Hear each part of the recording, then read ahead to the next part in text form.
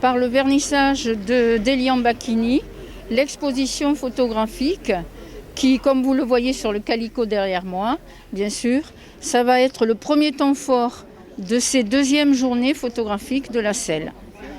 D'abord donc, à partir de demain, l'exposition pendant les journées du patrimoine sera ouverte au public dans cette belle salle qui appartient à la mairie et qui a été en partie aménagée pour y recevoir précisément des expositions de diverses disciplines artistiques, de la peinture, de la photographie, de la sculpture. Et puis, peut-être vous le découvrirez tout à l'heure, il y a au fond une petite salle voûtée qui ne manque pas de charme, dans laquelle effectivement on pourra faire des petites réunions, soit de présentation d'œuvres, de livres, de présentation de conférences artistiques, de telle sorte que le public du village pourra bien sûr accéder à la culture sans se déplacer. C'est l'essentiel de notre politique culturelle, mettre la culture à la portée des habitants et qu'ils franchissent la porte.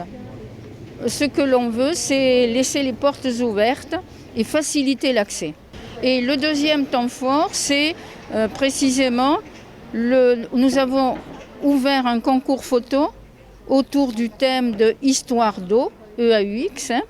Et bien sûr, ce concours photo, nous avons déjà plus de 200 photos qui seront sélectionnées par un jury de 3 photographes professionnels. Dans ces 3 photographes, bien sûr, il y a Elian Bacchini, Alphonse Halt, que nous avions exposé l'an dernier, et Hélène Valbonetti, qui est de la région et qui est portraitiste, elle.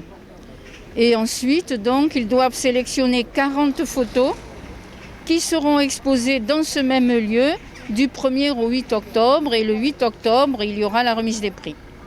Bien, ce soir, c'est le vernissage de l'exposition Elian Bacchini, qui est un photographe régional, mais très connu bien au-delà des frontières régionales justement, et qui se propose de nous montrer sa collection eau et matière.